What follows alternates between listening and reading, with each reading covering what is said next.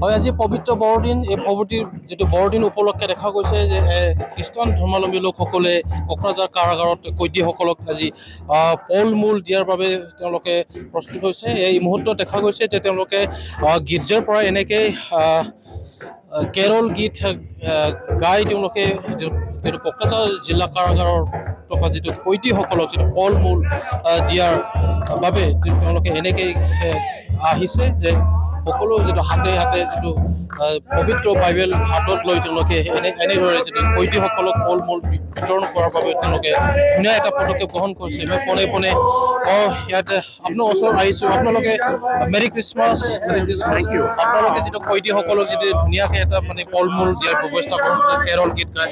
হয়, পোনপ্ৰথমে মই সকলো অসমবাসী বা ভাৰতবাসীলৈ বৰদিনৰ শুভেচ্ছা আৰু অভিনন্দন জনাইছোঁ।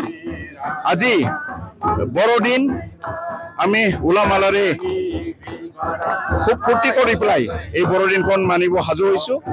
আমি আমাৰ যেটো প্ৰাৰ্থনা গীৰ্জাৰ প্ৰাৰ্থনাটো শেষ কৰি পেলাই আজি আমাৰ কিছুমান কেইদীবিলাক আছে, কিছুমান নিজৰ দুখৰ কাৰণে জেলত থাকিব লগা হৈছে, কিছুমান বিনা দুখেৰে জেলত থাকিব লগা হৈছে।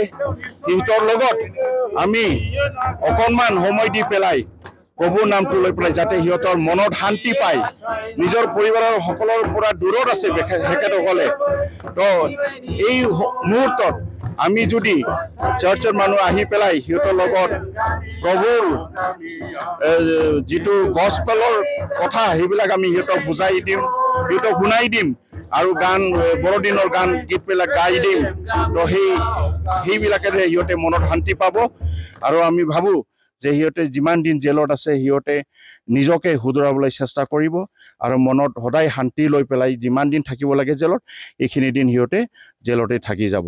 সেইটোৱে আমি কামনা কৰিলোঁ। নিশ্চয় নিশ্চয় এয়া ধুনীয়া পদক্ষেপ গ্ৰহণ কৰিছে তেওঁলোকে। মুঠৰ ওপৰত যেটো আজি পবিত্ৰ বৰদিন প্ৰভু যীশুৰ যেটো জন্মদিনটো যেটো পবিত্ৰ বৰদিন হিচাপে পালন কৰা হয় এইবুলি তেওঁলোকে এটা ব্যতিক্ৰমীভাৱে যেটো পদক্ষেপ গ্ৰহণ কৰিছে যে কোকৰাঝাৰ জিলা কাৰাগাৰলৈকে তেওঁলোকে যেটো কয়দীসকলক ফল মূল দিয়াৰ বাবে প্ৰস্তুতি চলাইছে। তেওঁলোকে গীৰ্জাত যেটো প্ৰাৰ্থনা প্ৰভু যীশু প্ৰাৰ্থনা কৰাৰ পিছত ইয়ালৈ তেওঁলোকে কেৰল গীত গাই কোকৰাঝাৰ কাৰাগাৰলৈ যেটো কয়দীসকলক ফল মূল দিয়াৰ বাবে ইয়ালৈ আহিছে। যে কোকৰাঝাৰৰ পৰা মই সহযোগী দানচাৰৰ সৈতে মই ৰবিৰাম বৰগীয়াৰী NK TV+।